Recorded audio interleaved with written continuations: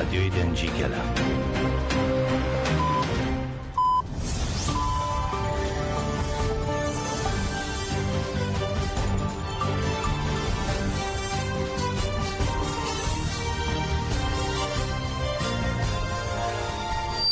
ئەم کاتتان باش بیسەرانی هێژە لا ناوەندی هەواڵەکانی رادیۆ دەنگی گەل بە یارمەتی ئەو کارانم گەشتی هەواڵەکانی ئەمڕۆ 25 ئەیلولی 2024تان پێشکەش دەکەم.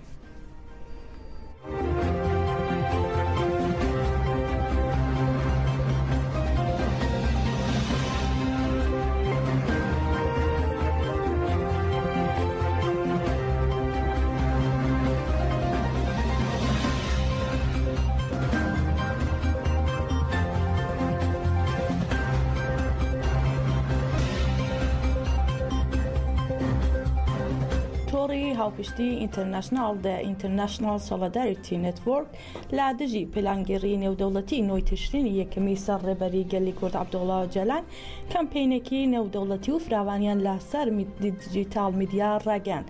تۆڕی هاوپشتی ئینتەرناشنال دەڵێت بانگەوازی لە هەموو لایەک دەکەین دژی پلانگێری نێونەتەوەی 9 ئۆکتۆبر لە ڕۆژی 8 ئۆکتۆبر کاتژمێر 19 بە کاتی ئوروپا و 20 بە کاتی کوردستان لەسەر پلاتفۆرمە دیجیتاڵیەکان پشتیوانی هەڵمەتەکەمان بکەن و بە گوڕاوە بەشدار ببن.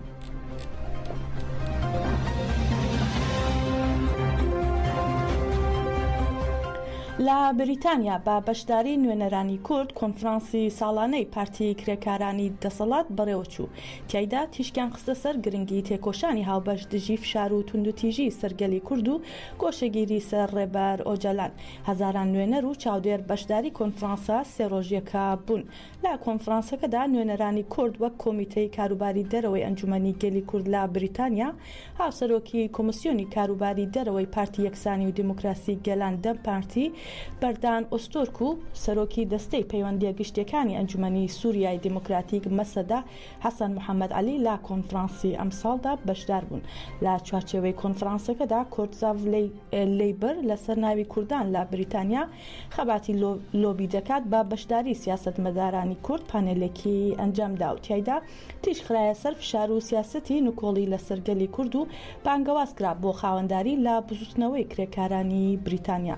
نوێنەرانی کورد لەگەڵ سکرتێری گشتی پێشووی کۆنگرەی سندیکای بریتانیا دەربارەی ڕەوشی ڕۆژاوا کۆبوونەوە و هەروەها هاوسەرۆکی کۆمیسیۆنی کاروباری دەرەوەی پارتی یەکسانی و دیموکراسی گەلان دەم پارتی بەردان ئۆستۆرک تیشکی خستە سەر پەیوەندی نێوان گۆشەگیری سەر ڕێبەری گەلی کورد و پرسی کورد لە تورکیا و ڕۆژهەڵاتی ناوین و ڕاگەیان دانوستاندن لە ئیمراڵی کلیلی چارەسەرە.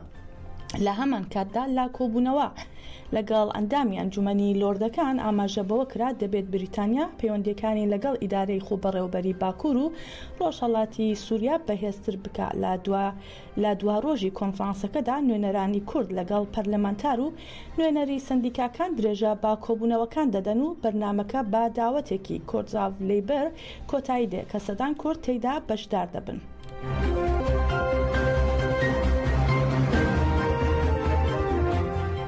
کۆنسەی بەڕێوەبەری کۆنگرەی نەتەوەی کوردستان کەنەکە لا دژی هێرش و داگیرکاریەکانی دەوڵەتی تورک بۆ سەر باشووری کوردستان و بێدەنگی ناوخۆ و عێراق بانگەوازێکی بڵاو کردەوە و ئاراستەی نەتەوەی گرتوەکان و کۆمکاری عەرەبی و ئەنجومەنی فیدراڵی عێراق کرد. کەنەکە ڕایگەیان ئامانجی دەوڵەتی تورک لە ناوبردننی دەستکەوت و پێگەی هەرێمی کوردستانە و ئاماژەی بەوەش کرد دەوڵەتی تورکیا لە مانگی ئازارەوە بە درێژایی 45 کیلومتر هاتووەتە ناوخاکی هەرێمی کوردستانەوە. هەروەها کەنەکە ئاماژەبەوە دەکات با پێی دەستوری عێراق کە هەرێمی کوردستان بەشێکە لە عێراقی فدرال حکوومەت و دەوڵەتی عێراق بەرپرسی یەکەمن لە پاراستنی سنووری عێراق و لە ڕاگەیاندراوەکەی کەنەکەدا هەروەها ئاماژەبەوە کراوە بەداخەوە عێراق کەوتوتە ناو پیلانێکی دەوڵەتی تورکیا و دژبە بەرژەوەندیەکانی گەلی کوردستان لە جوڵەدایە. لەلایەکەوە با پێی خواست و ویستی تورکیا و بە بێئاگاداری و بڕیاری پەرلەمانی عێراق پەیمان نامەیەکی ناهاوسەنگ لەگەڵ دەوڵەتێک واژۆ دەکات و لەلایەکی تریشەوە پارت و ڕێکخراوە کوردستانیەکان کا بە پێی دەستوری عێراق مۆڵەتی کارکردنیان هەیە قەدەغە دەکرێت. ئێمە وەک کۆنگرەی نەتەوەی کوردستان بە هیچ شێوەیەک ئەم هەڵویستەی دەوڵەتی عێراق قبول ناکەین. دەنگ و پەیامی ناڕزایەتی دەگەینە دەستگا و ناوەندە نێودەوڵەتیەکان و ڕای فەرمی و گشتی جیهانی. هەروەها کەنەکە ڕایگەاندووە تا ئێستا ناحکوومەتی فدراڵی عێراق و نانەتەوەی گرتوەکان هەڵویستی جدیان بەرامبەر بەو هێرشانە نەگرتووە. پێویستە سنوورێک بۆ هێرشە تیرۆریستیەکانی دەوڵەتی تورک دابنرێت و لە کۆتاییشدا بەنگەوازیان کرد داوا نانەتەوەی گرتوەکان و هاوپەیمانی نێودەوڵەتی و کۆمکاری عەرەبی دەکەین دەست بەجێ سنوورێک بۆ دەستڕێژەکانی دەوڵەتی تورکیا دابنێن.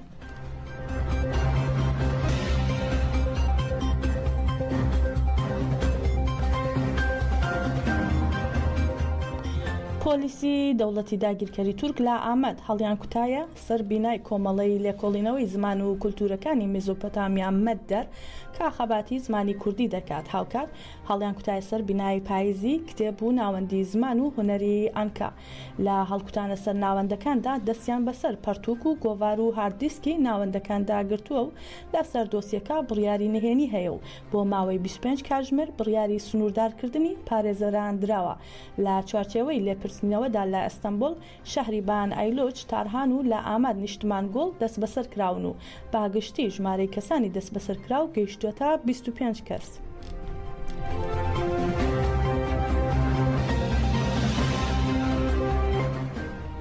یەکێتی ڕۆژنامەنووسانی ژنی کوردستان ڕۆژین ناڕزایەتیان دەربڕی بەرامبەر هەڵکوتانە سەرماڵی ڕۆژنامەنووس ڕابعە ئۆنڤەر لەلایەن پۆلیسەوە کە بەهۆی هەواڵێکی دەربارەی لەشفرۆشی و مادەی هۆشبەر کراوەتە ئامانج. ڕاگەیاندراوەکەی ڕۆژین بەم جۆرەیە ڕابعە ئۆنڤەر بە تەنها نییە کە بەهۆی هەواڵێک بە ناونیشانی شەڕی تایبەت لا جولەمێرگ بڕیاری گرتنی بۆ دەرچوە و هەڵکوتراوەتە سەرماڵەکەی ڕابعە کە راپۆرتێکی بوێرانەی ئامادە کردووە پیشەی خۆی جێبەجێ کردووە و ڕاستی ڕاگەاندووە. هەروەها ڕۆژین ئاماژەی بەوەش داوە ڕابعە کە با راپۆرتە بوێرانەکەی مافی زانیاری وەرگرتنی ڕایگەشتی پاراستووە ڕێگەی ڕاگەیاندنی ئازادی لە تورکیا پیشان داوە. ڕۆژنامەنووسی تاوان نییە و ڕۆژنامەنووسان تاوانباران بەڵکو دادگایی بکەن.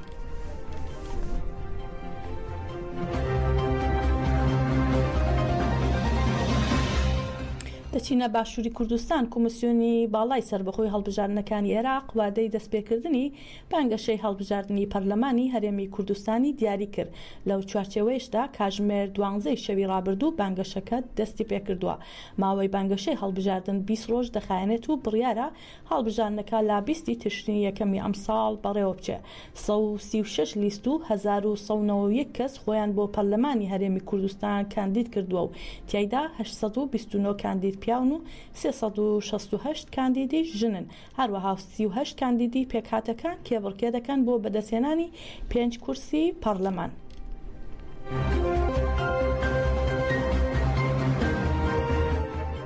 سەرەڕای دواکەوتنی موچەی مامۆستا و فەرمانبەران ئەمڕۆ پرۆسەی ساڵی نوێی خوێندن لە هەرێمی کوردستان بە بەشداری 1,720,000 خوێندەکار لە خوێندنگە حکوومیەکان دەستی پێکرد. هاوکات زیاتر لە 132,000 خوێندکار لە خوێندنگە ناحکوومیەکان دەستیان بە خوێندن کردووە. جیاماژەیە دوێنێ مامۆستایانی ناڕازی لە سلێمانی کۆنگرێکی ڕۆژنامەنووسیان ئەنجامدا و ڕەتیان کردەوە بایکۆتی دەوام بکەن و خۆپیشاندان بکەن. دەشڵێن هەر مامۆستایەک ئازادە بۆ خۆی بایکۆت دەکات یان دەگەڕێتەوە دەوام.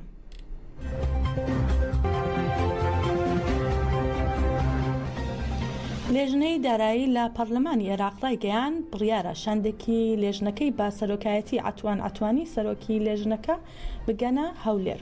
لەبارەی ئەنجامی ناردنی شاندەکەەوە ڕایانگەیان بۆ تاوتوێکردنی چەند فایلێکی دارایی پێویست بە داهاتی هەرێم خەرجیەکانی حکوومەت، یەکلاکردنەوەی موچەی فەرمانبەران، کاری گومرکی و باج، کاری دەواازە سنووریەکان و پابەندبوون با جێبەجێکردنی بڕگەکانی بودجەی فیدراڵی بۆ ساڵانی 2023 بۆ 25 ئەو ئەنجام دەدرێت.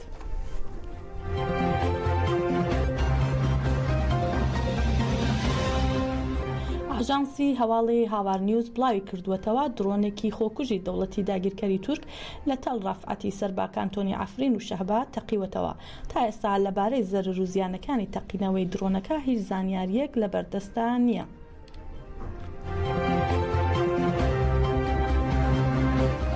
ناوەندی ڕاگەاندنی هێزەکانی سووریای دیموکراتیک قەسەدا ڕاگەاندراوێکیان بڵاو کردەوە سەبارەت بە ئۆپەراسیۆنی ئەمنی تۆڵە لە ناوچەی ڕەقا. لە ڕاگەاندراوەکەدا هاتووە تیمەکانی ئۆپەراسیۆنی سەربازی تۆڵەی سەرباهێزەکان هێزەکانی قەسەدا لە ئۆپراسیۆنێکی ئەمنی لە شاری ڕەقا 2 چەتەی داعشیان دەستگیر کردووە.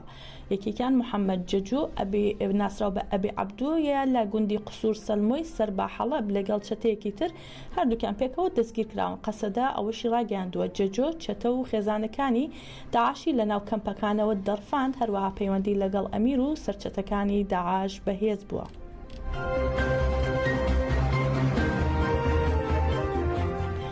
سەبارەت بە دۆخی لوبنان، حیزب اللهی لوبنان سەبارەت بە ئەنجامدانی هێرشێکی نوێ بۆ سەر بارگایەکی موساد لە تەلەڤیڤ بەیاننامەیەکی بڵاو کردوێتەوە. لە بەیاننامەکەدا هاتووە ئەمڕۆ موشکێکی بالستی لە جۆری قادر یەکیان ئاراستەی بارگای هەواڵگەری موسادی ئیسرائیل لە ناوەڕاستی تەلەڤیڤ کردووە و دەڵێن ئەو بارگایەی موساد کراوەتە ئاماج کە بەرپرسە لە تێرۆرکردنی سەرکردەکانی حیزب الله و تەقینەوەی ئامێری پەیجەرەکان.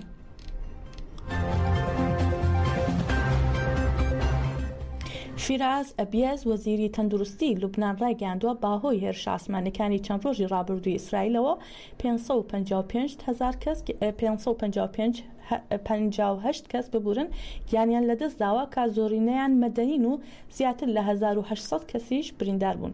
چەند ڕۆژەکە لە ئیسرائیل باچڕی هێرش دەکاتە سەر باکووری لوبنان و زیاتر لە 300 هێرشیان بۆ سەر ناوچەی لوبنان ئەنجام داوە.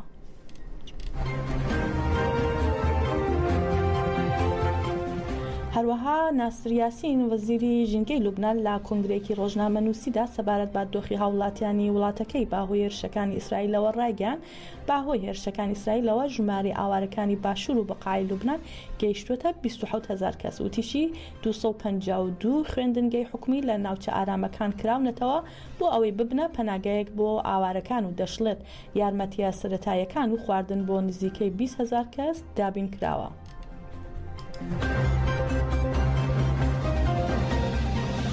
هەروەها میدیا جیهانیەکان بڵاویان کردوێتەوە بڕیارە ئەمڕۆ ئەنجومەن یاسایشی نێودەوڵەتی لەسەر داوای فەڕەنسا سەبارەت بە دۆخی لوبنان کۆ ببێتەوە و دەشڵن لە کۆبوونەوەکەدا ئانتۆنیۆ گوتێرێش سکرتێری گشتی نەتەوەی گرتووەکان بەشدار دەبێت. جێی ئاماژەی ئاڵۆزیەکان لا نێوان سوپای ئیسرائیل و حیزب اللهی لوبنان بەردەوامە و یۆآف گالاند وەزیری بەرگری ئیسرائیل ئەوەی خستووەتە ڕۆ هێرشەکانیان بۆ سەر پێگەی سەربازی و کۆگای چەک و سەرکردەکانی حیزب الله لە سەراسەری لوبنان فراوان دەکەن.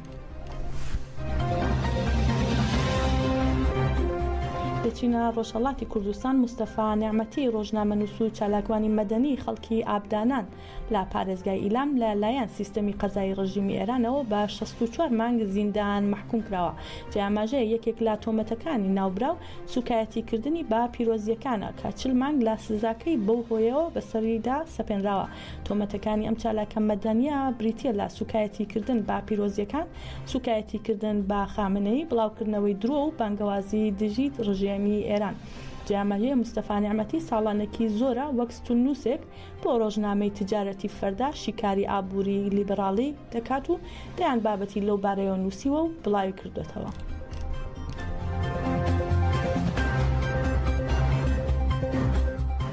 علی بەخشایی زیندانی سیاسی کورد خەڵکی شاری دەڕاگەز سەر بە پارێزگای خوراسانی ڕەزەوی کە لە زیندانی ئێڤین سزای 5 ساڵی بەسەردا سەپاوە لا پێدانی پشوو بێبەش گراوە. ئەم چالاکە فەرهەنگی و کرێکاریە کە دانیشتووی تارانە لە لایەن دەستگای تێرۆریستی ئیتلاعاتی پاسدارانەوە دەست بەسەر و ڕەوانەی دەست بەسەرکەی 2000 ئەو دەستگایە لە زیندانی ئێڤین کراوە.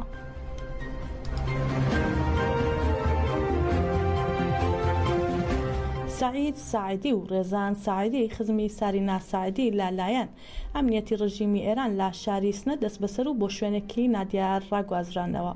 ناوبراوان لە هێرشی هێزامنیەکانی ڕژیمی ئێران بۆ سەر بنەماڵەکان لە گۆڕستانی بەهشتی محەممەدی سنە تونداژویانە دەست بەسەر کراون و هیچ زانیاریەک لە دۆخ و شوێنی ڕاگیرانی ئەم دوو هاوڵاتیە بەردەستانە.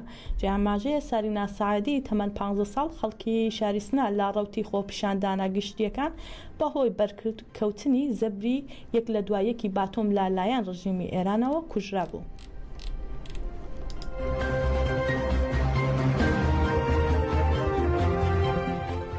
هەواڵەکانمان پێشکەشکردن بمێنن لە خۆشی